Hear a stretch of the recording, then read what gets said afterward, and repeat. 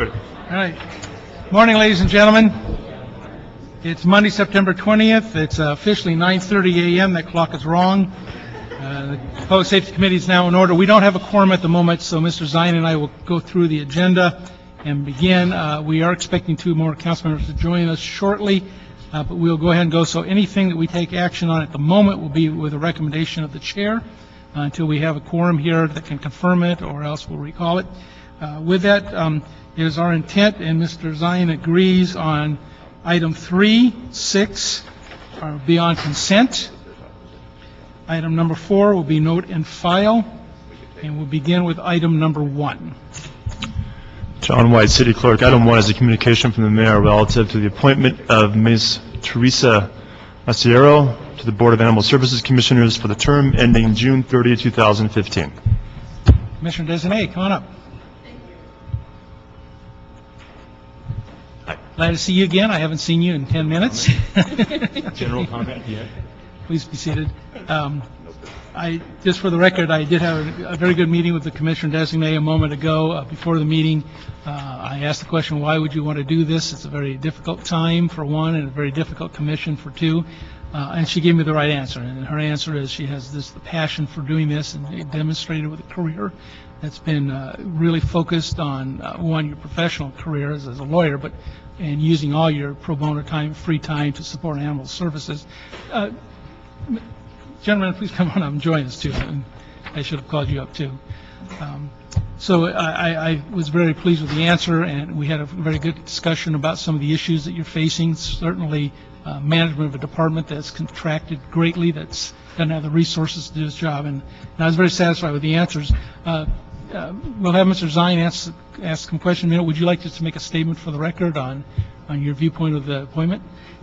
However you desire me to proceed, either taking questions or making a statement. Let's go with a statement first. Go ahead. Okay.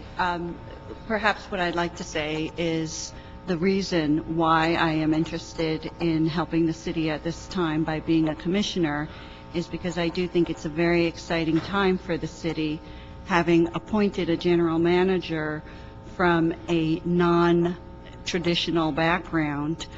This is a first for LA, and I think it's a focus on humanely reducing the killing of cats and dogs in our shelters, and that is something that has been a passion of mine. By way of background, besides my law career, I am a former chairperson of the American Bar Association's Animal Protection Committee.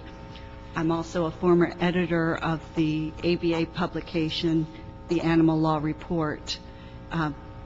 Probably about 12 years or so ago, I worked with the city when they were enacting the first spay-neuter law, which was a price differential law. I helped to spearhead and implement the city's first mobile spay-neuter van, which I'm happy to say is still going into low-income areas and providing free spay-neuter services. I've also worked in other areas such as developing and airing spay-neuter and adoption ads on Spanish-speaking television here in Los Angeles and across the country. So I'm very excited at the prospect of working with this administration to help humanely reduce the killing of cats and dogs in our shelters. Ms. Barnett, would you want to make any comments? Yes, thank you. You know, I had the good fortune to meet Terry during the interview process, and I found her to have deep roots in the community, but probably more important, I think her reasonable, fair, and thoughtful approach to issues is someone that I would very much enjoy working with and having join our other commissioners on the commission. Thank you. Mr. Zine. Thank you.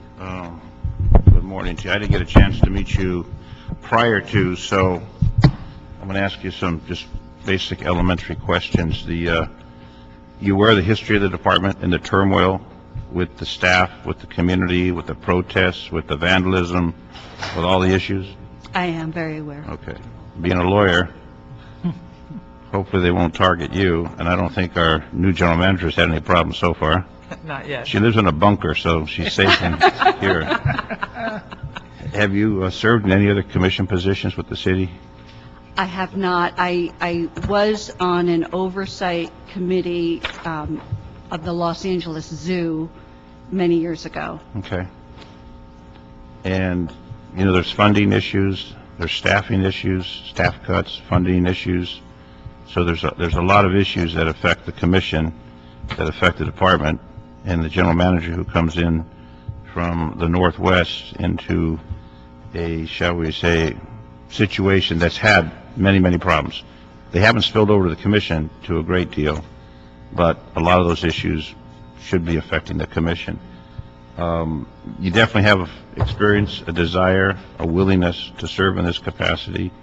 You get huge compensation, and that you're doing something good for the city, but no financial reward.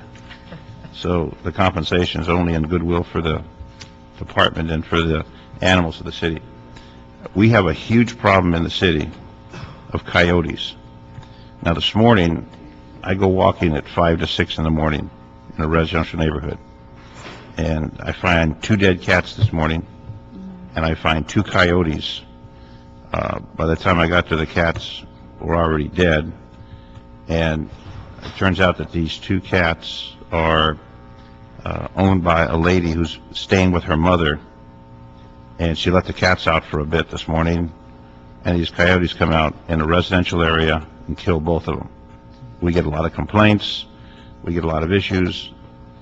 There's this concern about coyotes, concern about people, and it's just, in my estimation, a matter of time until a young child is going to get attacked by a coyote, and then it's going to go ballistic. I would just bring that to your attention. I know my office is contacting the department today regarding this situation that occurred in my district, but we've got to do something with the continuing growth of the coyote population, and the fact is they're not being addressed.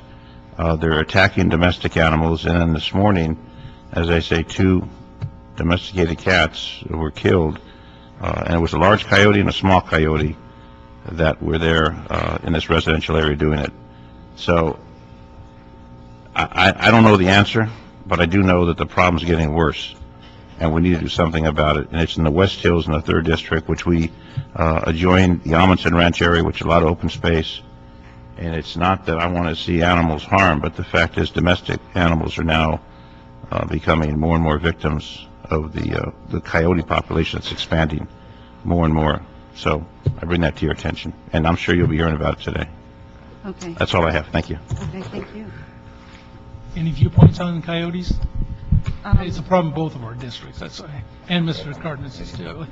You know, it just reminds me of the fact that when the city 12 or so years ago decided to do something drastic about pet overpopulation and increasing spay and neuter and focusing resources on it, it actually began because of a concern of free-roaming dogs that were biting, you know, children and people. And so there definitely is that aspect that needs to be studied and looked into, and I'm confident we can come up with a proposal that may not make everybody happy, but that will hopefully solve the problem.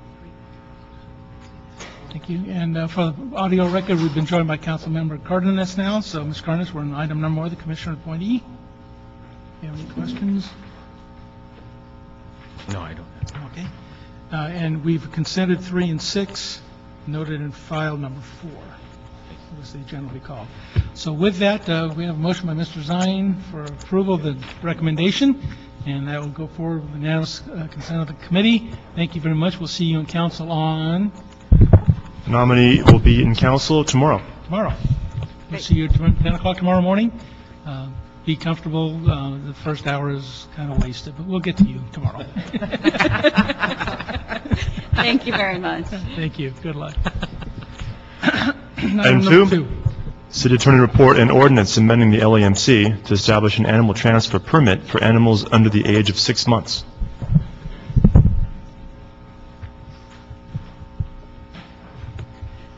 Good morning, council members. Linda Barth with the Department of Animal Services.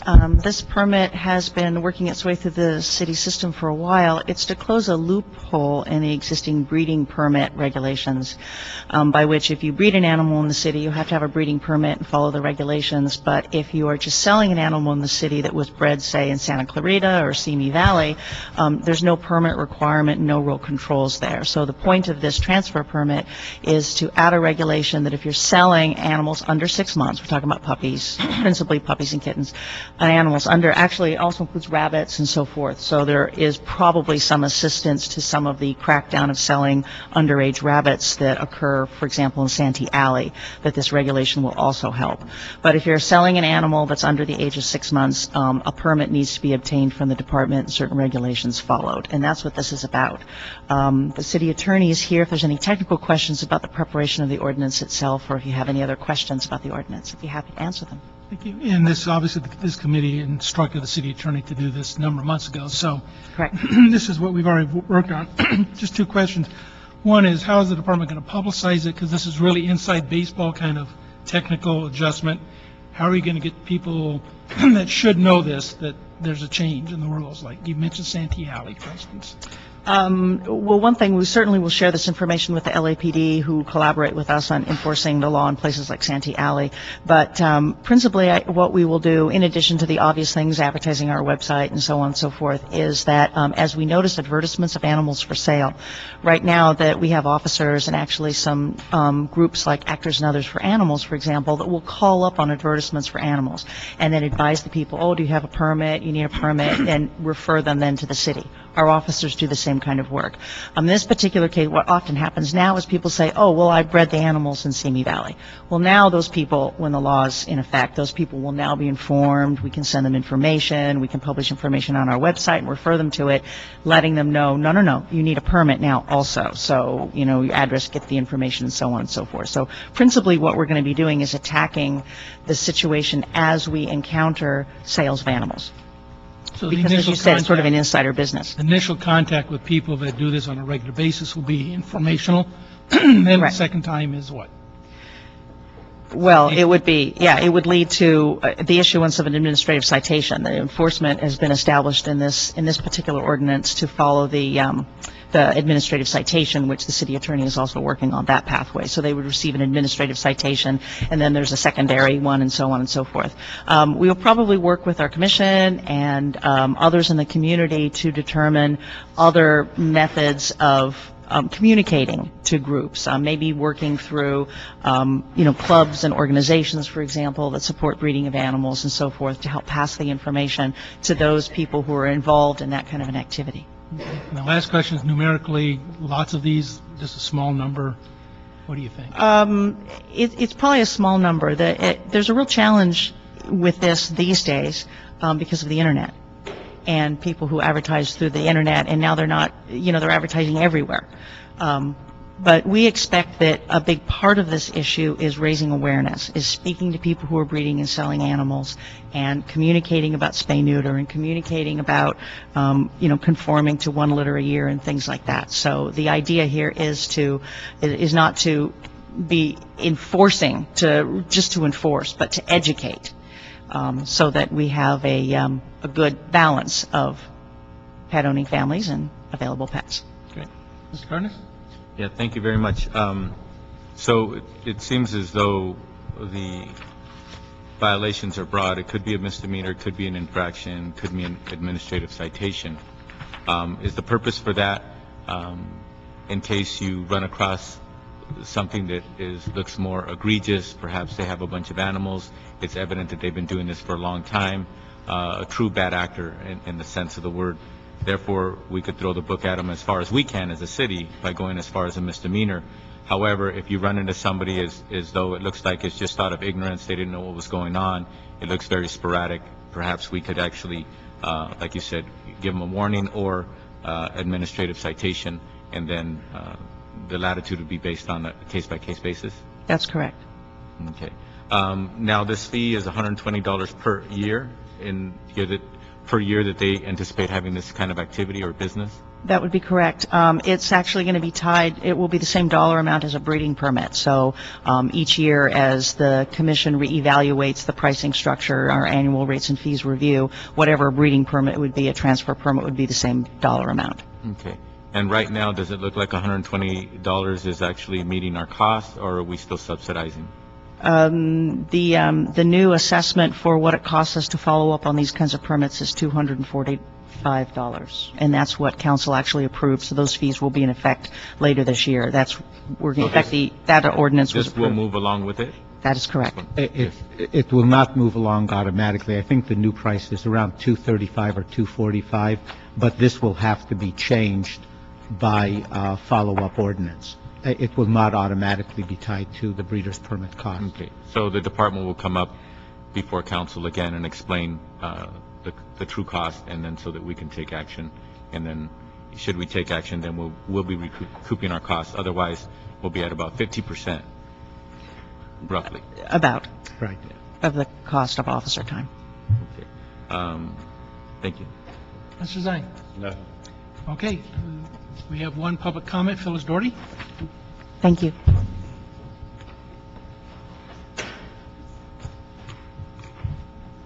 Good morning, Phyllis Doherty. I'm here on behalf of myself and also Sue Taylor from Actors and Others for Animals to thank you for approving this. This has been a real problem because, of course, all people that want to break laws know where the loopholes are.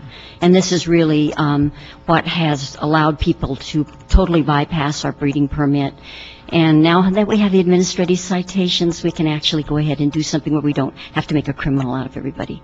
So thank you so much, and just wanted to be sure that Sue has mentioned she couldn't be here this morning, but this was her baby. Okay, thank you very much. With that being heard now, motion to approve. Mr. Cardenas moves, goes forward with unanimous vote. Item number 5. Item 5, see a report relative to a contract with Zetron Incorporated for a term of up to 7 years at an amount not to exceed $4 million to provide and install a console voice radio switching system for the fire department's operation control dispatch.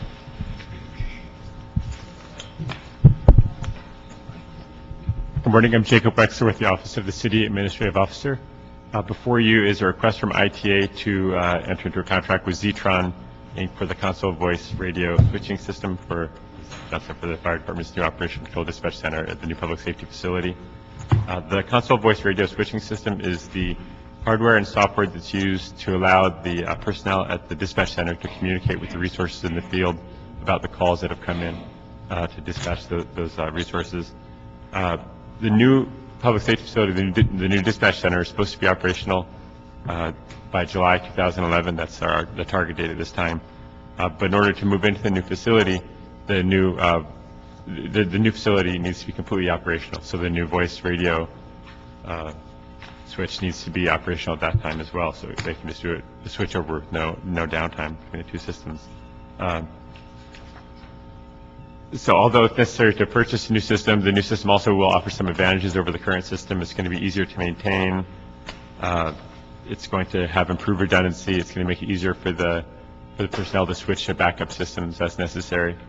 The cost of the project is estimated to be about $2.6 million. The contract total is $4 million to allow for some contingency, and the project is going to be funded by MICLA, which has been approved in the city's budget. And the term of the contract is 7 years. The last 6 years of that will be for the warranty and support of the system. So the warranty is 7 years then? There's a 1 year warranty and then an additional 5 year warranty. So there's 6 years of 6 warranty. years, so it meets MICLA guidelines. I think the equipment will be in operation longer than that. So definitely it is. And what about software? I thought we kind of shied away from purchasing software with MICLA. I guess the software also, maybe because the warranty, how long, maybe Gary, you can answer. Yes, Greg Steinman, I'm the project manager of the Public Safety Systems Project. There are software components to this that makes us operational, and the same vendor takes care of that system. For the term of the contract? Yes. So software glitches, problems, they come in and fix. Upgrades, they come in and provide without additional cost? Yes. Okay. Mr. Zine? The contingencies, 2.6 is the contract, 2.638 up to $4 million for contingencies. Has this system been used in other jurisdictions? Yes, it's currently under use in Ventura County, correct? Yes, sir.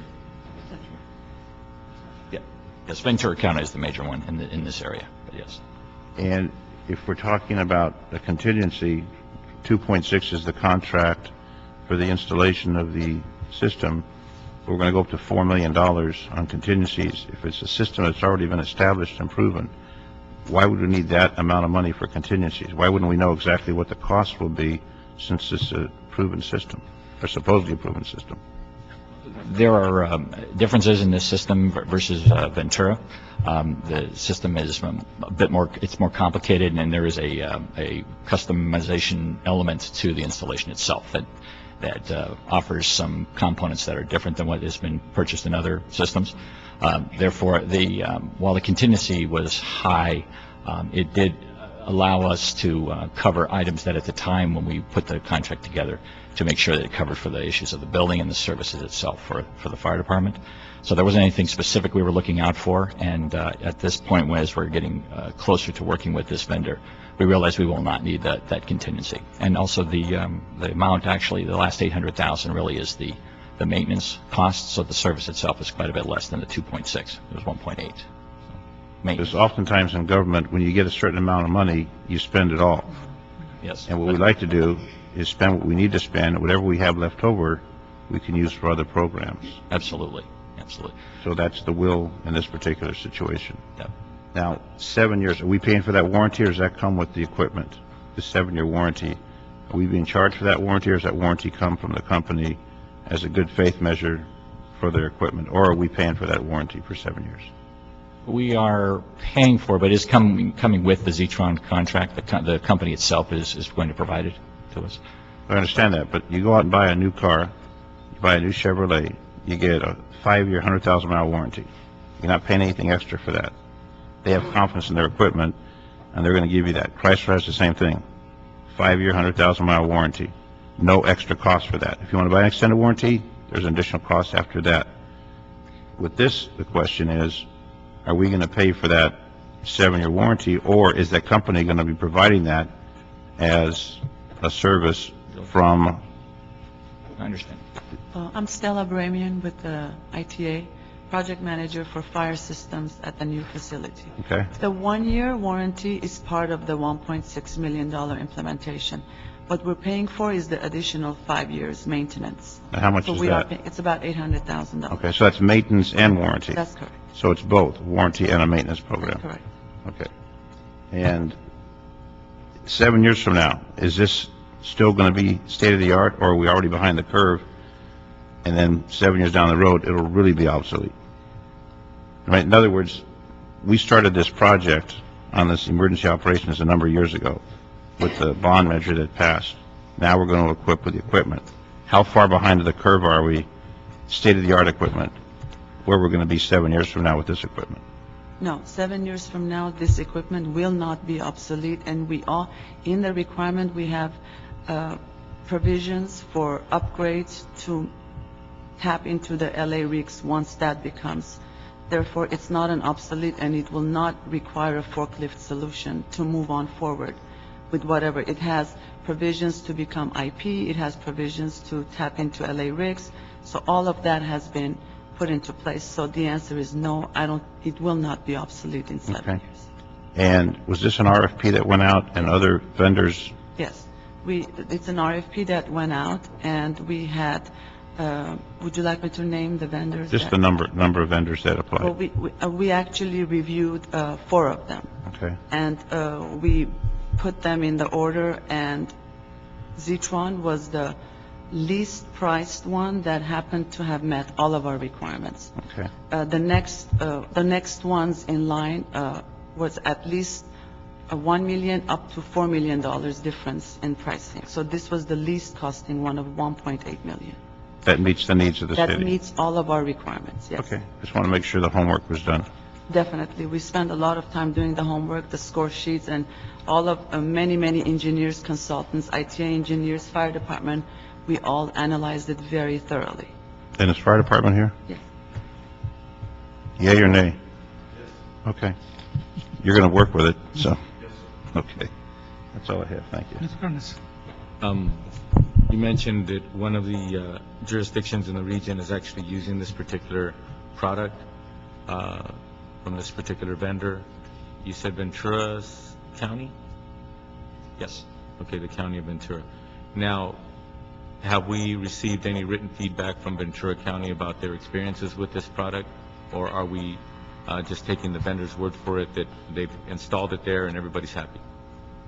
Yes, we took the recommendations very seriously, so I work very closely with Chief Schultz and Chief McCarthy, and therefore Chief Schultz actually made a personal visit, had people made a personal visit to Ventura County. Yeah, Brian Schultz, I'm the point of contact for the project for the fire department. We did our research before we committed to Zetron, and as they said, Ventura County Fire Department uses Zetron, and actually LA County Sheriff's Department and LA County Fire Department also use Zetron for their voice radios. So we were pretty happy with what Ventura County reported to us their experience was with the company. We did send a couple people out there to talk to them about it. I've been out to the Ventura County Fire Department's new dispatch center, discussed their operation, and we were satisfied that the company met the requirements for our voice radio switch. Okay, but part of my question was, how much of that correspondence is put in writing? I don't know that we have anything in writing. It was all based on personal visits and discussions with the people who were running the project there. Okay. Mr. Chairman, before this goes to council, I would like the department to document and preferably collaborate documentation from those other jurisdictions, or at least one of those jurisdictions, and for them to explain that they have had satisfactory experiences, that they do in fact stand behind the product, and that their experience is positive, et cetera, because all too often on IT projects, 3, 5, 10 years down the road, we realize that it was a waste, or it really didn't live up to its expectations, and all of a sudden nobody's willing to speak up. So rather than worry about going back into the archives of people's minds, let's just make sure that we archive in writing on letterhead with signatures as to what people's research resulted in, and also what people were willing to vouch for in 2010 about this product. Okay? Very good, Mr. Chair. Thank you. Chief, you also mentioned the Sheriff's Department, LA County Fire. Was there any contact to see their satisfaction with the product? As a matter of fact, their intention, if LA RICS comes to fruition, is to continue to use Zetron as their voice radio switch. I've spoken with their people in some meetings that I've had recently about their satisfaction with the product, and they intend to remain with it. Okay, so I would ask, in addition to what Councilman Cardenas has asked regarding Ventura, if you'd also include that LA County Sheriff's, LA County Fire, happy with the product. And the reason we question this is oftentimes we get a product, and then down the road everyone's complaining it's not working. Why did we do this? Why didn't we do something else? And then we spend millions of dollars trying to fix what we should have fixed in the first place. I understand. So we've been burned a few times, and I'm sure you've been around a while. You know what I'm talking about. Thank you. So you need, what, a couple of weeks to do that? I'm sorry, sir? Would you need a couple of weeks to do that? I'll try and get it out as soon as possible. We've been somewhat delayed in the implementation as is, and I'd like to move the Sooner the project better. along. Right, what I'll do is, Mr. White, as soon as he hears from you that you've conformed to those two requests, then we'll move it onto the agenda. Which could be as early as next week. Could be as early, yeah, For the council. for the council agenda. So once I receive the written copies of written correspondence, move forward to council. Thank you. All right, that'll be the order then. Thank you very much. And item number 7. Item 7, Board of Police Commissioners report relative to a donation of consultant services valued at $20,000 from the Los Angeles Police Foundation for use by the police department.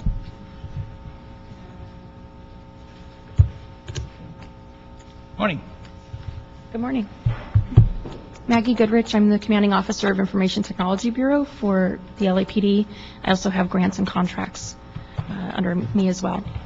Mr. Zine, you had a question? Yeah, the question I have on this, not knowing who this individual is, mentions public and private sector grant development, implementation tasks, and also skilled interviewer, facilitator, writer, crime analysis. Is this individual helping with grants, or is this individual doing other activities, interviewing, facilitator, writer, crime analysis? Because reading it, it looks like this $20,000, which we appreciate from the Police Foundation, is to have her help with grants. And then there's these other activities that are mentioned. I'm trying to figure out exactly what she's going to be doing, and if we have folks in the department that she's going to be working with. We love grants because they're wonderful. So can you explain, it seems to be very broad in the description here. Absolutely. That broad description is just is exactly that, a broad description of her general qualifications. What we use Ms. Brody specifically for is grant writing and applications, specifically for typically federal and state grants. She's got quite a bit of experience in that arena and has helped us basically augment or supplement our existing grant staff within the department, especially when we're applying for larger grants. For example, we just applied and received a large grant for the protection of intellectual property that she helped us write and actually obtain supplemental funding that maybe we would not have gotten on our own with our grant staff. She was able to assist us in working with the federal government to identify some additional funding that was available and apply for some supplemental funding that maybe we would not have been aware of on our own. So she helps us facilitate things like that, basically larger federal grants for the most part. Now, how long has she been doing this for the department? I know it was before my time, so I know it's been several years. And do we have a list of the grants that she's been successful with? Or do they merge with the other grants that we... They're merged with the other grants, but I can certainly provide a list or give you some examples. That IP grant that I mentioned that we just were awarded, that was for $400,000 that we just received. That was the most recent endeavor that I asked for her assistance on. And the $20,000, that's to pay her for how long a period of time? For her time. It's basically an hourly rate, so it depends on how I can basically use her as much or as little as I need to, depending on kind of what's happening with grants. Toward the end of June, I was asking for her assistance quite a bit because there were a lot of grant applications that were due at the end of June. Right now, things have slowed down a little, so it sort of depends on how many grant opportunities are out there and how much assistance I need at the time. Typically, I would expect this to last us at least through the spring, if not longer. And does the department have a grant section, or does each entity have their own within the department? Yes, there's a grant section that reports directly to me, and that's why I work directly with Ms. Brody to basically supplement the skills of that staff. So that grant section represents the entire department? Yes. So each bureau doesn't have their own grant section? No. Okay. So anybody wants to know about grants, they go to you? Yes. They want to know about a computer or video in-car, they go to you? Yes. Okay, thank you. Mr. Cardenas? No? All right, that will go forward then. You're okay now, Mr. Zine? All right, move that forward to approve the committee. And just for the record, now that Mr. Cardenas is with us on 3-6, he votes to agree with the consent, and on number 4, the note and file. Thank you. I'll take it 8 and 9, we'll hear together. Items 8 and 9 are reports from the Board of Police Commissioners relative to efforts taken by the Police Department to reduce the backlog of DNA evidence kits. Good morning. David Doan, Chief of Detectives, Los Angeles Police Department. You have before you the quarterly report as well as the July report for our DNA. I would summarize them by saying I believe that these reports demonstrate that we're on track with our scheduled efforts to reduce the backlog to 0 in the next few months and to eliminate the technical review backlog by springtime. First of all, congratulations on your promotion to Chief of Detectives. Thank you, sir. That makes you my boss once again, like Dave and Devinger, I guess. I'll never do better than the last time I supervised you, sir. Just a couple questions. As I look down, we said that you've hired 10 new serology DNA staff members. As I recall, the council authorized 26. If you'll recall, Councilman, it was agreement when we did this that there was a hiring plan that we couldn't hire them all at once, so we hired the first set. We're right now in the process of hiring the second set of 10. Yes, 10 more still being on hired. target. All right. Excellent. Interviews have been set up, and we should be on track that in the next 60 to 90 days, those will be on board. Okay. And as I look at the statistics, I just did some math stuff here, but looking at the DNA upload, analyzed kits uploads to Quotas, that's national Quotas again? Which report are you looking at, sir? July 31st? Yeah. Okay. Yeah, July 31st. The Quotas we're talking about is national Quotas? It is the standard, yes, sir. Okay. So are there any separate numbers for state Quotas? Where we just do state only? No? It's all done through, it's done through the state and fed into the federal system, Yeah. and we capture the number of all hits. Okay, so, but if, all right, so if, Those are both state and federal, sir. yeah, but I'm saying in a case where you only get 9 loci, then it's not up. Doesn't go all the way to the federal Doesn't go all system, the- but it'll yeah, stay in but the it stays in state the- system. okay. This is all Coyotes hits state or federal. Yeah, so I understand that difference now. And I'm looking at numerically, statistically anyway, when we look at what we're doing on outside vendors versus LAPD lab, LAPD lab's numbers statistically, percentage-wise, are higher as far as their numbers are getting better hits, but small numbers. Are those numbers just constrained because of the staff we don't have? Well, keep in mind that this report only reflects the lab's work on sexual assault evidence kits. The lab also works on homicides and other major assault cases that don't involve sex, and so it doesn't depict the total workload, and it is dependent upon what's the highest priority at the time that the kit arrives as to what we do. Since we have the funding for the outside lab source, we send quite a bit out to the labs to help us deal with that until we get the backlog completed. And keep in mind that some of the kits that have gone out for outside review have been cases where there's a low probability of there being evidence found, but with our commitment to test every single kit, we're sending a lot of those out. So a lot of factors have come into play when you look at the percentages of DNA found and hits made. Okay, very good. I just have a quick question. Yes, sir. When it comes to kits unsuitable for testing, how is that signed off, or how do we make sure that we are sure that they're unsuitable for testing? Because I'm assuming once they're categorized and signed off as unsuitable for testing, we're not going to beat our head against the wall and keep double questioning ourselves. So what is the process when we say, okay, it's unsuitable for testing? Ultimately, they're evaluated, audited at Robbery Homicide Division to ensure that they meet all of the requirements for being unsuitable for testing. So there's at least 2 reviews, and I sign off on all of those. How many signatures total? Yours is the last one, but... Yes. 2, I suppose, because it comes up from the divisions of the recommendations. I'm not sure that quote-unquote has a signature as it does a recommendation, and then Robbery Homicide signs off, and then I ultimately approve. Okay. All right, thank you. Okay. Mr. Zine? It's wonderful information. Do we want to do this weekly, or is this schedule better for you? Happy to see you any day, sir. Fine job.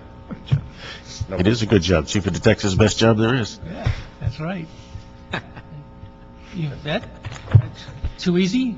No, we've been working on this for the last couple of years, pretty much since I took over the position about 4 years ago, and we've made great effort, along with a lot of the support that you have given and your fellow council members, with new staffing and also funding and approving all the various grants that we've applied for that help with this project. So thank you. The August report is working its way through the bureaucracy to this committee and for the council's review. It shows only 403 kits that have not been worked on, and even some of those have been worked on, but to meet our requirements for this report, only 403 kits are left.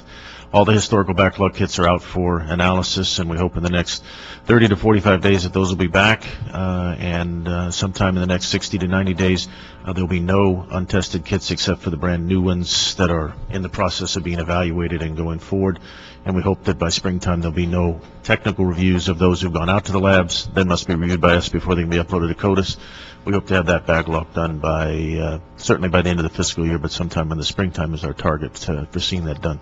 I've got one more question. As we catch up and then we get ahead of the curve, will it be possible for us to do testing for other jurisdictions instead of them sending it to the private labs and help funding for the department? Well, the department has a big, significant demand for DNA testing. There's a lot of other cases we'd like to use DNA on, so I'm not sure I have excess capacity at this particular point. But certainly we continue to pay attention to those opportunities to generate revenue, but I've got a significant demand that I'm not meeting at this point, just because we've said we're focusing on homicides, sexual assaults, and major assault cases. But there are property crimes and others that are a significant impact on our city that we would like to be able to work some of those cases. And as the capacity becomes available, we'll start doing that. Okay. One other question, in February, I'm sorry. No, go ahead. In February, we had a discussion about the double test requirement of the FBI. There's any further word on that? There's been no great significant movement. By the time they figure out what they want to do, we won't have a backlog anymore, so we're not as excited about that. But there is a lot of pushback by the public labs to not change that particular process, not across the country. Only the major jurisdictions seem to have the significant issues that we're facing. But we think we'll have ours under control and be able to manage it, so that's not going to be an issue for us. Okay. Very good. Mr. Carnes? For example, in the report, it says that LAPD has hired 10 new serology / DNA staff. Correct. One of the concerns that we have, I don't think it applies in this case, is that when we hire a bunch of staff or a handful of staff for a crisis or for a backlog like this, that once we get caught up or get in a better position, I don't think we're ever going to be truly caught up when it comes to DNA testing, but will that afford us the opportunity to go ahead and be much more comprehensive and do a broader range of DNA testing across crimes like you just described? We certainly hope so. The design was for what we believe is going to be our ongoing capacity. It wasn't a hiring to take care of the backlog. That's we've been fortunate to do with the money that the council and we've received from state and federal sources to be able to outsource. That's what we're dealing with the backlog with. So this hiring plan plus the additional bodies we're in the process of hiring now are what we hope will provide us the capability to handle everything that comes in and increase our capacity to pick up property crimes. But it's something we'll have to judge as we see the volume over the next year or two. But we believe it will handle the major cases for us. May not be able to handle all the property crime, but it certainly will handle all of the significant cases for us. Yeah, and hopefully we weren't impacted very badly by ERIP, like some particular categories around the city. I mean, we were impacted by ERIP. I mean, I'm happy to see 10 new individuals, but if 10 people ERIP'd out, then we're back to square one. So it's not that kind of ratio, right? No. We weren't as impacted in this particular classification as we were across other classifications. However, the furloughs obviously are basically 10% reduction in our capacity right off the top. Well, my leader of the lab's position was ripped out, and we're working with the city to try to get that put back, because obviously I need the leader of the lab. So I have somebody working out a classification in that, and we lost a couple of other people in some of the other support functions. But so it's had some impact, but there's certainly not one for one in the criminalist side, sir. Thank you. Okay. That being the case, thank you very much. Keep up the great work, and that will be a note and file. Sir. And I think it's item number 10. 10, Board of Police Commissioners report relative to amending the Police Department's contract with the Commission on Peace Officer Standards and Training to increase the contract amount for a 3-day presentation of the Robert Presley Institute of Criminal Investigation Detective Symposium. Oh, Detective Harrietto. Now we get the expert. He's not going to teach the class, is he? He's not going to be the one to teach He's the the class, sacrificial lamb. Oh, okay. He needs the class. Every time I speak, I'm the sacrificial lamb. My understanding, this was going to be a receive and file because the item did not require council approval, so I don't have staff here on it. Mr. Zine, I just have a question. In my 40-plus years in law enforcement, I've always understood that Post pays the jurisdictions. Post receives funding from fines, et cetera, and then when officers take classes, Post reimburses the jurisdictions. I thought it was unusual that we would be paying Post instead of them paying us when we send representatives of law enforcement. So that's the question I have. Why we're paying them instead of them paying us. Don't know the answer to it, but I'll get it for you. Can you find that out, please? Because, absolutely. I mean, traditionally, anytime you take a Post class, I'd like to hold it to find out, because traditionally, anytime you take a class that's by Post, Post reimburses the jurisdiction. Yeah. This is rather unusual. This might not be a mandated course. Well, they still have optional courses, but they Post receives their funds from fines, from assessments. They reimburse us for the mandated course. This may be a non-mandated course that's being offered. You find out? We send, as a department, we send our guys to. We'll find out. You want to hold it for next week, and we'll send somebody over? So be it. Also, I have a question. The question to you, Mr. Chairman, if there's something going on in the city and it does not require council action, does that mean the council cannot or should not take the opportunity to review the matter? No, and actually, if anything, this probably should have gone to Budget and Finance, quite frankly, because it's just an increase of cost. So it's not a matter of us saying we will or will not do a post-program. That's our jurisdiction, but it's an increase of cost in the ongoing program. But we'll go ahead and hear it since it ended up here. But normally, that would have been Budget and Finance. So yes, we would do that. All right. And that brings us to the conclusion of today's agenda. We have 2 public comments. Bob Yaffe. Thank you for letting me speak. Yeah. I assume, Mr. Smith, you're a retired officer? Reserve. Oh, you're reserve, and you're a retired officer. And Mr. reserve. Zine. Mr. White. I don't know. He's a basketball player. Pardon me? He's a basketball player. He's a clerk. Oh, clerk. Okay, very cool. Or he could be the suspect. There you go, until proven guilty. But I'm here to speak among the citizens and, of course, my community of Los Angeles of the disparity that, I'm sorry to say, that the Liberal City Council is doing not a very good job in keeping me safe and our community being proactive versus active, proactive. We just had a situation, as you're familiar, in Labanja's community, right near 6th and Alvarado. We had a group of people that were protesting against LAPD. We had 6 helicopters flying overhead. Do you know how much money that cost the city? Do we understand how much money it costs for law enforcement? Proactive, what does that mean? It means take the active motion in a safe manner. Why the Liberal City Council, yourselves, and I blame all of you, why didn't you call INS or ICE, sweep the community first, then you walk in and clean up the rest? It's very, very sad. We should not take the liability whatsoever. We should have learned from our previous chief of LAPD when he acted at Westlake, caused a horrible situation with shooting rubber bullets. Then it was overturned. If you remember, he didn't back up his own people. Then luckily the court spoke up and said, whoa, excuse me, chief, you made a mistake. Your law enforcement acted properly. We, the citizens of LA, are getting fed up with all the stuff that's going on, especially in that community. 6th and Alvarado, I could pull out 5 or 6 fake IDs. I could be George Bush today. We're not doing that much work, and it's really sad that the eye is blind. I don't know why. I don't know what is so sad about our city. Folks, take responsibility. I want to be protected and served. You're not protecting me. LAPD is. You're not serving me because you're not listening. And it's really sad. Look at the problems in our city and our city streets. It's really pathetic. Start being proactive.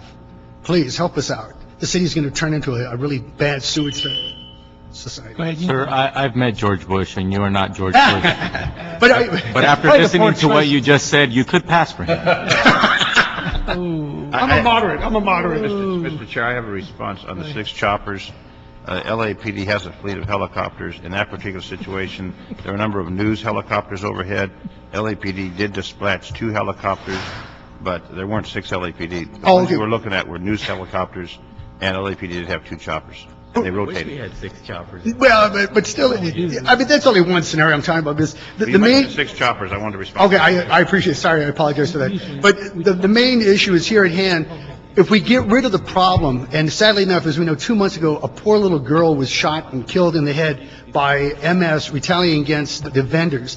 Why doesn't the city, why don't you liberals finally say, enough's enough? You're not going to sell anything on the streets. No more weapons. Because those people pandering their goodies. I would say that myself and Mr. Smith are far from considered liberal. Well, I'm sorry to say, you're part of the bunch. Do something. I want to hear you guys speak out and do something for the city and do something for we, the people. You know, you guys are behind your pearly gates, and I'm happy for you. But the rest of us have to live in these streets because I'm going to tell you, the liability is going to fall on your shoes. If somebody gets killed again, I would love to be the first one to file a lawsuit against the city and say, you already knew what's going on. The epidemic in the city is so sad. I'm sorry to say, guys, take your sunglasses off. I mean, the rose glasses aren't working anymore. That was the 60s. We're now in the progressive 2010. Please help out the city before it really implodes. I can only point out that crime is the lowest rate it's been since 1956. And I have to say, the Olympic division that I work with is doing superb. But we have another speaker. Yes, we do. Thank you very much. Thank you so much. And Joan Taylor.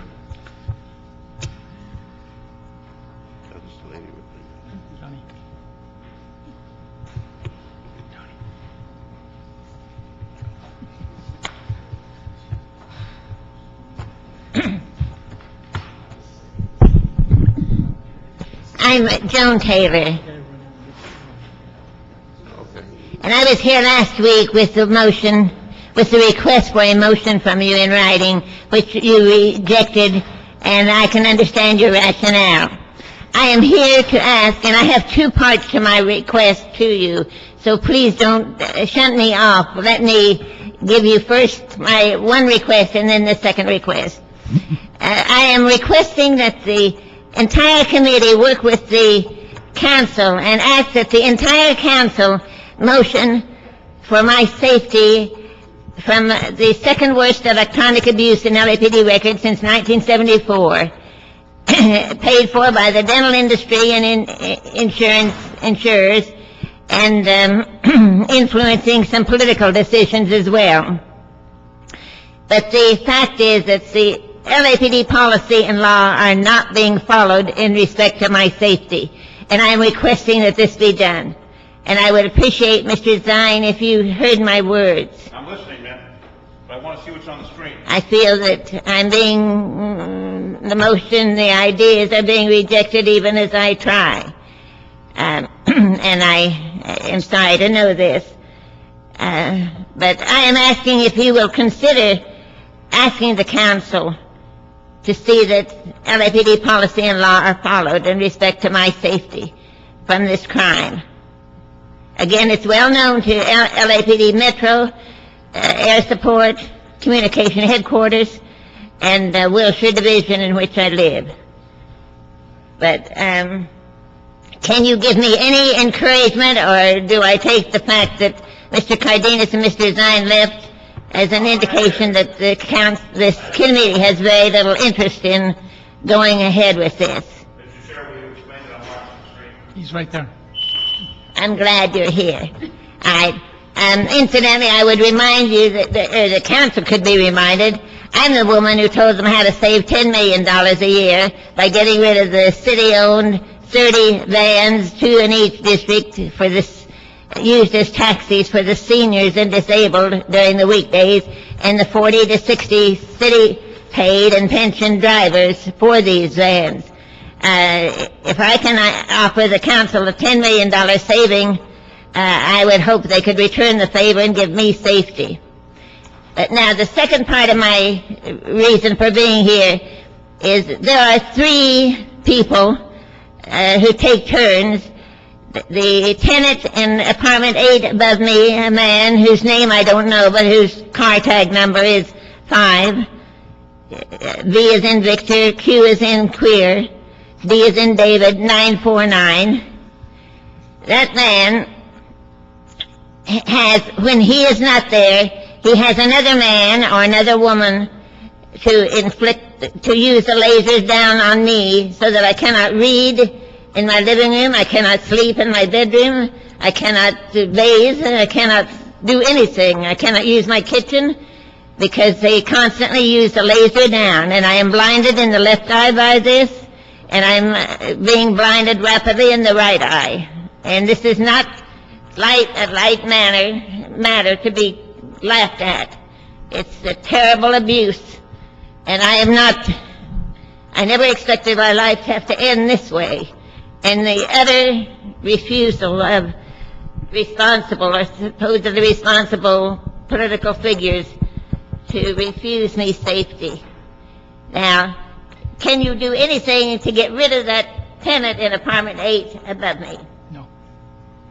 You will not? No. Anything else? You realize that the efforts that you're making, which are very insubstantial, you're still allowing him to put down a laser any time he wants. And I am sorry that lawyers, when you mention electronics, again, we're back to 1940. Okay. Anything further? In other words, from this committee... This committee cannot take such an action. It requires a motion by a council member. This committee will make no effort This committee known... cannot take any for my action safety. for any item that's not on its agenda. Okay? So that concludes today's public comment. Thank you very much.